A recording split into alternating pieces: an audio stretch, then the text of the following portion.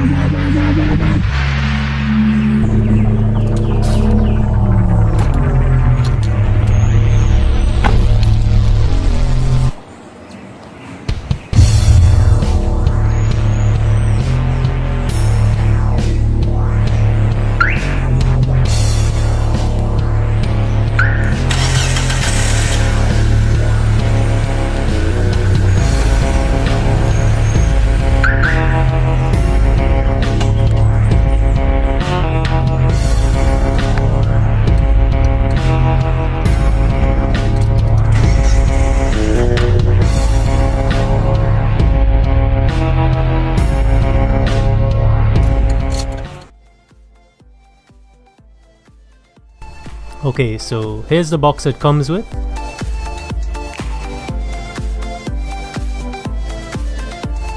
Inside we have PKE and high frequency antennas, 2 key fobs, GPS module,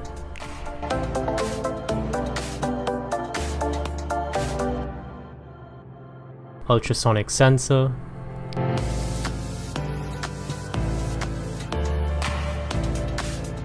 shock sensor, immobilizer bypass module,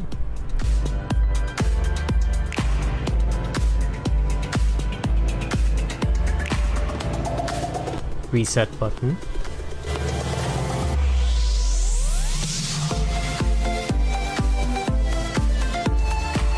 alarm status indicator, touch password keypad,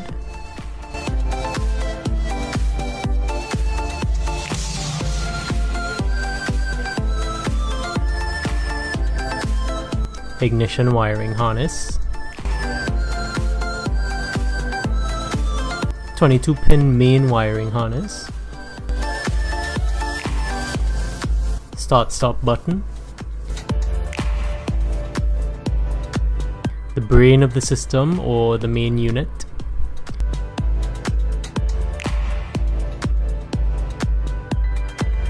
nano SIM adapter for GPS module, and of course an instruction manual. Here are the tools required: a Phillips head screwdriver, wire strippers, heat shrink tubing and heat gun. You can use electrical tape instead, but I prefer to have a cleaner look. A multimeter, soldering iron and solder.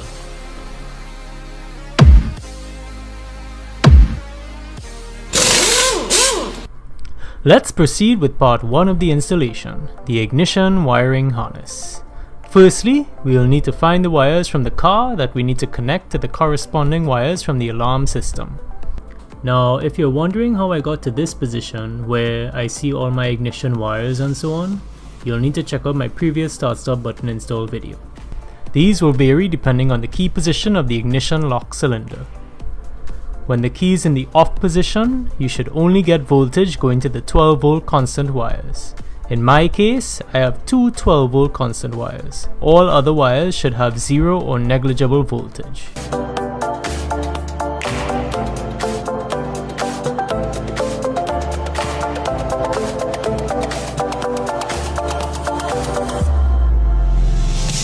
When the key is in the accessory position, you should get a 12 volt reading for your accessory wire or wires, as well as your 12 volt constant wires.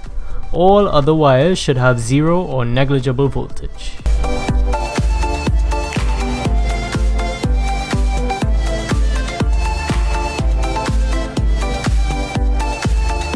When the key is in the on position, you should get a 12 volt reading for your ignition or on wires, as well as your accessory and 12 volt constant wires.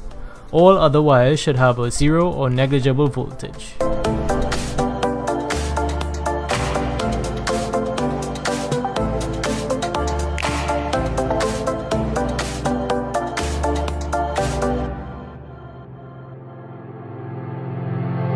Finally, when the key is in the start position, or when you're cranking the engine, you should get a 12 volt reading for your start wire or wires. Now that we know which wires are for what, time to disconnect the car battery and get onto the installation. So now we need to connect the various wires that we just tested to the corresponding wires of the ignition wiring harness from the car alarm system. Connect the two 12 volt wires from the car alarm ignition wiring harness to the ones we found earlier from the car. Then connect the rest of the corresponding wires as we see in the instruction manual, just like I've done in my previous start-stop button install videos.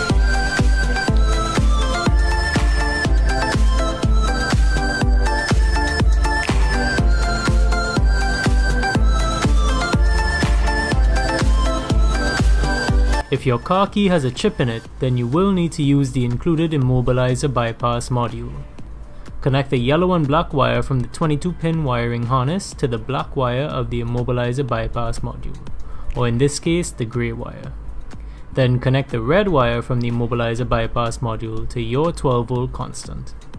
You then need to wrap the RFID sense wires around the ignition lock cylinder about 3 to 5 times to ensure a good connection. Take your original key and place it in the box of the immobilizer bypass module.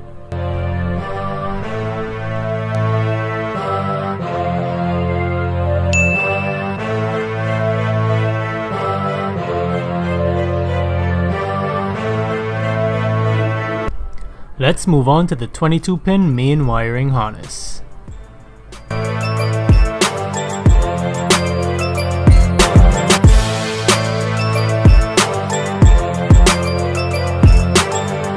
Let's tackle the central door locking system first. In my case, I have a negative trigger lock system, so I need to follow the corresponding wiring method. So in my case, connect the white and black wire to the wire which unlocks the doors when it receives 12 volts, and connect the white wire to the wire which locks the doors when it receives 12 volts. Connect the yellow and black wires to ground, and ignore the orange and black wires. You can tape them off with electrical tape or something.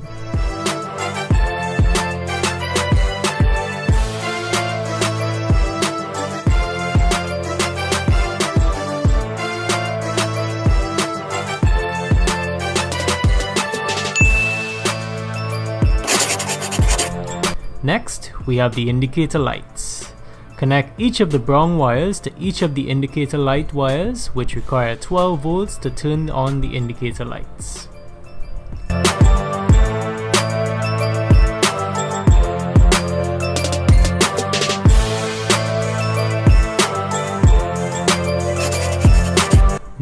we have the siren wire. In my case, my siren requires 12 volts to power it, so I need to connect the red and black wire to the 12 volt constant and connect the pink wire to the wire from the siren that requires 12 volts to power it. Next, we have the fuel pump wire, which receives 12 volts when the fuel pump is running. If you cannot find that wire, then just connect this to your 12 volt constant. Next, we have the door alarm trigger wire. If you have a negative side door trigger, then connect the grey wire to the wire which receives 12 volts when the door is open. In my case, there are two wires. One wire has 12 volts when the door trigger button is pressed or when the door is closed, and the other wire has 12 volts when the trigger button is not pressed or when the door is open. Connect the grey wire to that one. Next, we have the foot brake signal wire, which receives 12 volts when you press down the foot brake. Connect the orange and black wire to your foot brake signal wire.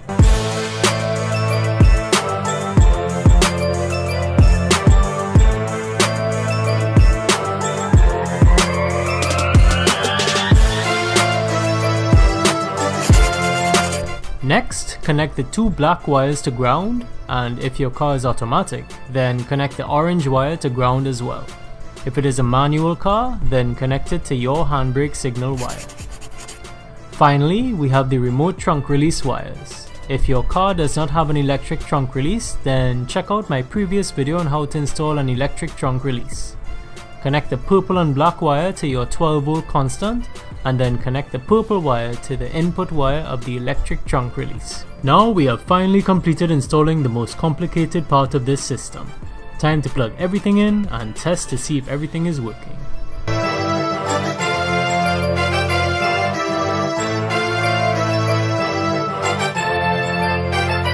Once all is well, we can clean up all of the wires, solder and use heat shrink tubing where necessary, install the PKE antennas and high frequency antenna in the correct places, as well as the start stop button, alarm status indicator, and any other additional accessories such as shock sensor, ultrasonic sensor, GPS module, and touch password keypad. In terms of installing the touch password keypad, the alarm status indicator, and the high frequency antenna, I installed them here. In terms of installing the passive keyless entry antennas, I installed the front antenna here and the rear antenna here. In order to use the GPS module and the app, you'll need to install a data SIM in the GPS module. Once done, the app should function perfectly. Alright, and there we have it guys, how to install a passive keyless entry car alarm system with GPS and app tracking and all these added features.